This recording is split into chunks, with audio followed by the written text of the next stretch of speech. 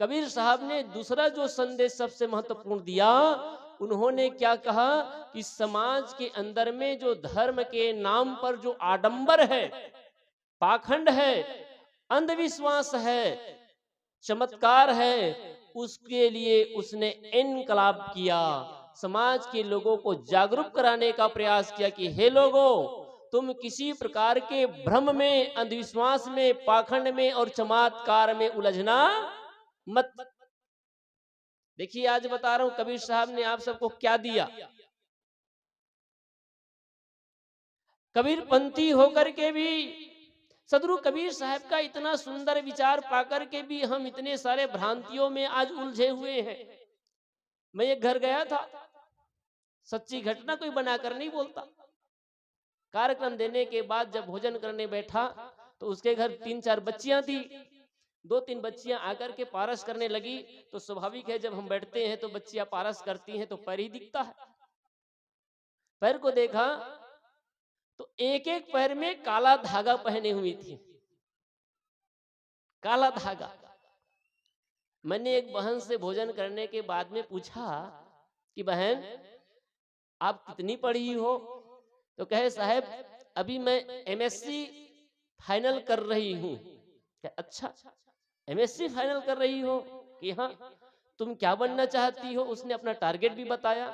अच्छा बताइए, ये जो एक पैर में काला धागा पहने हो, इसका कोई वैज्ञानिक कारण है क्या? ये क्यों पहनी हो? वो कुछ लजा भी गई और हंसने लगी। मैं कहा क्या हुआ? साहब बस ऐसे ही पहन ली हूं। नहीं नहीं, सच सच बता, क्यों पहन? आज का आदमी विचार नहीं करता। कबीर साहब ने यही कहा। करने के लिए मना नहीं किया, आप विचार तो करिए। बहुत भाइयों के, बहुत बहनों के हाथ में अंगूठियां रहती हैं। आप सुबह के लिए अंगूठी पहनती हो तो आपको धन्यवाद है। आप शौक से अंगूठी पहनते हो तो आपको धन्यवाद है। लेकिन आदमी शौक से अंगूठी नहीं पहनता। किसी ओझा ने, किसी बैगन ने, किसी तांत्रिक ने आपको बता दिया कि अंगूठी पहनने से आपकी इस प्रकार की बला टल जाएगी, और आप अपने अंगूठी हाथ में अंगूठी पहन लेते हैं। आप कर्म करिए, आपके पुरुषार्थ से फल मिलेगा। अंगूठी पहनने से कुछ भी होने वाला नहीं। अच्छा बताइए, आप रामायण की कथा को सुनते और जानते भी हैं। कुछ दिन में रामायण होने वाला है बगल गांव में। पूरे रामायण कथा को पढ़ लीजिए। जितने तकलीफ, समस्या, परेशानी और दुख राजा दशरथ और राम के जीवन में आया, शायद उतने तकलीफ और दुख तो आपके जीवन में आ भी नहीं सकता। उसके बावजूद राम किसी तांत्रिक के पास गया, राम किसी ओझा बैगा के पास गया। अरे सुन लीजिए एक उदाहरण। जब राम और लक्ष्मण लंका में गए, युद्ध हो रहा था, तो लक्ष्मण को शक्तिबान लगा। जब लक्ष्मण को शक्तिबान लगा और वो मरण शैया में लेटे हुए थे, तो उसको जामवंत ने कहा देखो इसका बचना मुश्किल है, जब तक इसको औषध नहीं मिलेगा तब तक ये ठीक होने वाला। किसके पास गए? बैगा के पास गए, तांत्रिक के पास गए कि वैद्य के पास गए? लंका में जो सुखेंद्र वैद्य था, उस वैद्य के पास गए। उस वैद्य ने सलाह दिए और सलाह के अनुसार औषध किए, तब लक्ष्मण जाकर के ठीक हुए। और आपको कोई कह देता है आपका बेटा बीमार है, ठीक नहीं हो रहा है, मजार में चले जाना, चादर उड़ा देना। कोई कहता है कि चर्च में जाना, वहां प्रार्थना करना, हमारे यहाँ आना। कोई कहता है कि हमसे फुकवा लेना। कोई कहता है कि अंगूठी पहन लेना। कोई कहता है अपने घर को बंधवा लेना। अरे वो अपना घर नहीं बांधता, वो आपका घर काहे का बांधेगा? बांध सकता है क्या? कोई ऐसा व्यक्ति हो मेरे सामने आ जाए इस गांव में कि कहे कि देखिए मैं बांध देता हूं, यहां पर सूरज की किरणें नहीं आएंगी, तो मैं मान लूंगा कि हाँ, उसके मंत्र में शक्ति है। कोई कहे कि मैं मंत्र मारता हूं पानी गिरेगा, लेकिन यहाँ की इतने जगह में पानी नहीं पड़ने वाला है, तो मैं मान लूंगा कि हाँ उसके मंत्र में शक्ति है। जब वो कि सूरज के किरणें को नहीं रोक सकता, बारिश को नहीं रोक सकता, अगर यहाँ पर गंदगी बह रही हो, दुर्गंधी आ रही हो, अगर उसे नहीं रोक सकता, तो आपके किसी भी बुरी शक्ति को भी वो रोक सकता नहीं है। कबीर साहब ने आप और हम सबको जगाने का प्रयास किया। देखिए, इतना आदमी जो शेर को भी अपने वश में रखता है, हाथी को भी अपने वश में रखता है, रखता कि नहीं रखता, लेकिन बिल्ली के रास्ता काट देने से उसका काम बिगड़ जाता है। किस भ्रांति में फैले हुए हैं, शुभ अशुभ के चक्कर में पड़े हुए हैं। अब अमुक दिन शुभ होता है, अमुक दिन अशुभ होता है, बिना मुहूर्त के तो आप कुछ कराते ही नहीं है। सबकी शादी मुहूर्त में हुई होगी और शुभ मुहूर्त में किए होंगे, तो पति पत्नी में लड़ाई क्यों होती है? फिर पंडित से पूछना जाकर। अगर शुभ मुहूर्त में शादी करने से सब शुभ ही होता है, तो सास आज एक भी घर ऐसे नहीं होगा जिस घर में सास बहू में तनातनी ना हो, लड़ाई झगड़ा ना हो, विवाद ना हो, कला ना हो। वहां पर पंडित को खड़ा करिए, आपने कैसे मंत्र पढ़ा था बताओ। कबीर साहब ने सिद्धांत दिया, आपन कर्म न मेटो जाई, कर्म का लिखा मिठे दो कैसे, जो युग कोटि सिराई, गुरु वशिष्ठ मिली लगन सुधायो, सूर्य मंत्र एक दिन्हा, और जो सीता रघुनाथ ब्याही, पल एक संचना किन्हा। कबीर साहब ने प्रमाण दिया कि देखिए, मां सीता और राम की जब शादी हुई तो 3 मूर्धन्य विद्वानों ने लगन शोधा। किसने? गुरु वशिष्ठ मुनि, गुरु विश्वामित्र और सतानंद, ये तीनों जन मिल करके लगन शोधे, सुंदर शादी किए। लेकिन राम और सीता जीवन भर दुख पर दुख पाते रहे। इसलिए माता बहनों भाइयों, आप कभी किसी मुहूर्त के चक्कर में पड़ना मत। बच्चा का जन्म बिना मुहूर्त का हुआ है कि नहीं हुआ? हाँ, आजकल कुछ लोग हो गए हैं प्रोफेशनल लोग, जो तिथि देख करके अपने बच्चे को जन्म देना चाहते हैं। वो किस रूप में? ऑपरेशन करवा कर। लेकिन ऑपरेशन करके शुभ मुहूर्त में बच्चा पैदा कर देने से बच्चे का तकदीर बदलने वाला नहीं है। अरे, राम की भी राशि वही और रावण की भी राशि वही, कंस की भी राशि वही और कृष्ण की भी राशि वही। इसलिए राशि से कुछ नहीं होने वाला, कर्म से आदमी श्रेष्ठ होता है, न जन्म से श्रेष्ठ होता है, न राशि से कोई श्रेष्ठ होता है। आदमी तो अपने शुभ कर्मों से, अपने पुरुषार्थ से श्रेष्ठ होता है। कबीर साहब ने हम सबको जगाया, पुरुषार्थ और साहस दिया।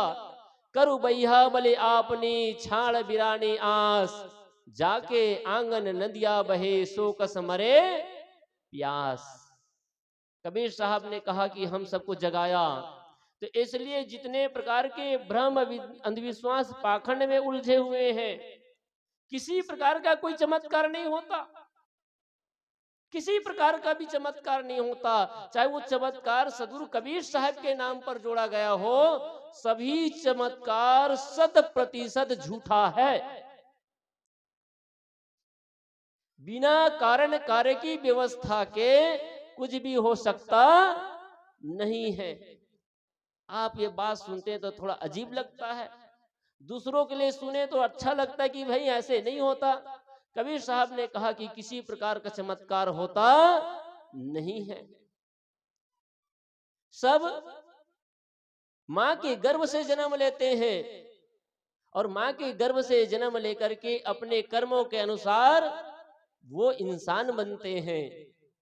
इसलिए आप सबसे मेरा निवेदन है, किसी प्रकार के आपके हाथ में जो उंगली है उसको बढ़िया साफ रखिए। किसी बैगा ओझा तांत्रिक के पास मत जाइए। मैं इस बात को आज इसलिए उठा रहा हूं, आज के ही अखबार में मैंने पढ़ा, छत्तीसगढ़ का अखबार था, जिसमें 1 साल के अंतर्गत 8 ऐसी घटना घटी है, 8 घटना, एक नहीं। और ये 8 घटना आपको हिला देने वाली है।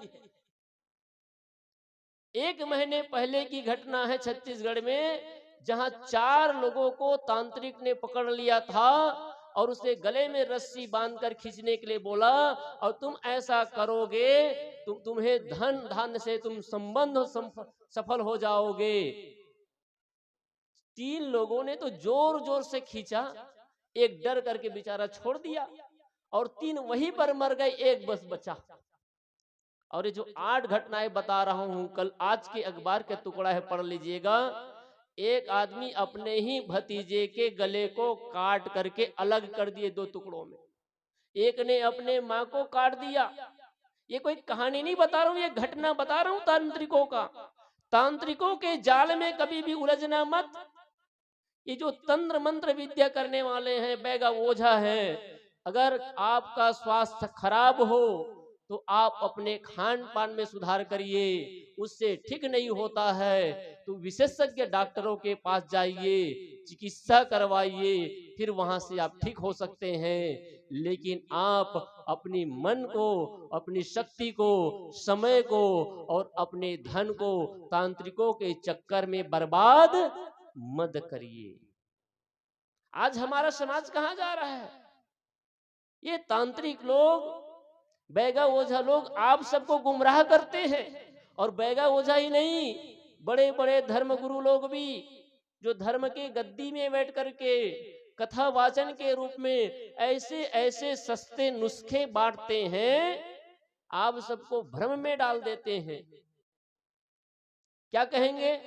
बस अमुक करा लीजिए और आपका सारा दुख दूर हो जाएगा। दूर कैसे दूर हो जाएगा? अगर आपने गलती से जहर खा लिया हो और आप जाकर के केवल बैठ करके प्रार्थना करने लग जाएं, एक लोटा जल चढ़ाने लग जाएं, आरती करने लग जाएं, तो क्या जहर का नशा कम हो जाएगा? बताएं, तो हो जाएगा? नहीं होगा। उसका उपचार करना पड़ेगा, रोग को ठीक करना पड़ेगा। इसलिए माता बहनों, आपसे निवेदन है कि आपके आसपास और आपके जीवन में जितने भी समस्या और परेशानी आती है, उसका सही समाधान ढूंढिए, विवेकी बनिए, कभी भी भ्रम अंधविश्वास का शिकार मत होइए, किसी तांत्रिक बैगा ओझा के चक्कर में मत पड़िए। हमारे छत्तीसगढ़ में तो टोनही भी होती है, पता नहीं यहाँ टोनही चलता है कि नहीं चलता। हो सकता है बॉर्डर है, यहां तक उनकी शक्ति नहीं आती होगी।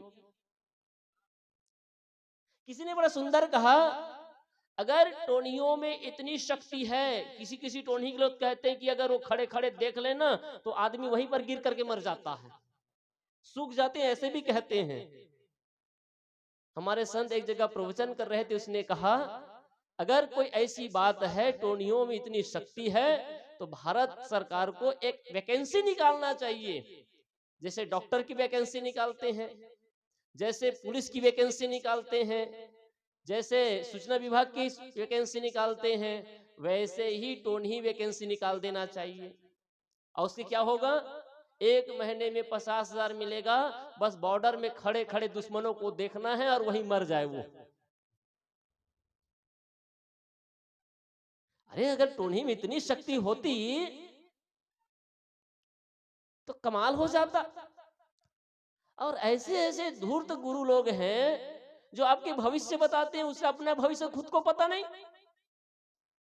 अगर ये जो भविष्य वक्ता है, जो आपके राशि देख करके, आपके अन्य चीजों को देख करके आपके सब कुछ को बता देते हैं, तो क्या हमारा भारत देश आज इतना गरीब, लाचार और दुखी होता? आप सब विचार करिए। आज अमेरिका से हमें हाथ फैलाना पड़ रहा है, क्या ऐसे करना पड़ता? नहीं। इसलिए आप जागिए, समझिए, माता बहनों को हमारी माता बहनें ही बर्बाद करती हैं, बदनाम करती हैं। माताओं, मैं आपसे निवेदन करता हूं कि आप कभी भी किसी को टोन्ही कह करके जलील मत करिए, किसी को परेशान मत करिए। और जब ये जानने वाले जो बड़े बड़े भविष्य वक्ता हैं, जो आपके जीवन के बारे में बताने वाले हैं, क्या हमारे देश में आतंकवादी आकर के हमला करते हैं, इसकी खबर इन लोगों को नहीं होती क्या? अगर भविष्य वक्ता इतना ही जागरूक है, जानने वाले हैं, आप सबको मैं एक प्रमाण देता हूं। कोरोना काल आया था जिसमें 2 साल आपका समय बर्बाद हुआ। किसी एक धर्मगुरु आकर के नहीं कहा कि कोरोना कैसे आने वाला है, कब खत्म होगा। सब मंदिरों में ताला लग गया था, सब साधु महंत अपने आश्रम में दुबक कर बैठ गए थे, कोई कथावाचक नहीं निकला। निकला क्या? अभी आपके देश में आतंकवादी आकर के हमला कर देता है, ये आपके भविष्य बताने वाला हमारा देश का भविष्य क्यों नहीं बताता? कल कल का ही खबर है, महाराष्ट्र में वहां के उप मंत्री एयर कोस्ट क्रैक हुआ हवाई जहाज और उसमें मर गया, 6 लोग मर गए बेचारे। बता देना था भैया इस हवाई जहाज में मत बैठो, ये क्रॉस हो जाएगा, खत्म हो टूट जाएगा। अभी बहुत बड़े गुजरात में घटना घटी जिसमें 200 से भी ज्यादा हवाई जहाज में सवार थे, बस उड़ान भरे और उड़ान भरने के कुछ मिनटों के बाद वो एक बड़े बिल्डिंग से टकरा करके बिल्डिंग में रहने वाले भी मर गए और उसमें रहने वाले सभी सवार भी मर गए, एक बस बचा। ये सब बड़े बड़े बताने वाले नहीं बता पाते क्या? इतनी बड़ी बड़ी घटनाएं घट रही हैं, इनकी शक्ति कहां चली जाती है? केवल आपको भ्रम में डाल करके आपके पास आकर के आपके जीवन को मैं बना दूंगा, बता दूंगा, ये कर दूंगा। ये कुछ करने वाले नहीं, केवल अरे कुछ पैसों के लालच में तो आपके बीच में आते हैं। इसलिए किसी प्रकार के भ्रम, अंधविश्वास और पाखंड में मत उलझिए। कबीर साहब ने दूसरा संदेश, पहला संदेश दिया कि समाज की बुराइयों से ऊपर उठिए, समाज की बुराइयों को दूर करिए, इसके लिए उन्हें इनकलाब किया। दूसरा, जो धर्म के नाम पर, आस्था के नाम पर और जितने प्रकार के आडंबर थे, पाखंड थे, अंधविश्वास थे, भ्रमभूत थे, कबीर साहब ने कहा ए भ्रमभूत सकल जग खाया और जिन जिन पूजा ते जहड़ाया। ये भ्रम का भूत है, भूत भी नहीं होता है, कहीं कोई भूत नहीं होता है, ये सब मन की मनगढ़ंत कहानियां हैं, इसको समझिएगा। इन सब से ऊपर उठिए।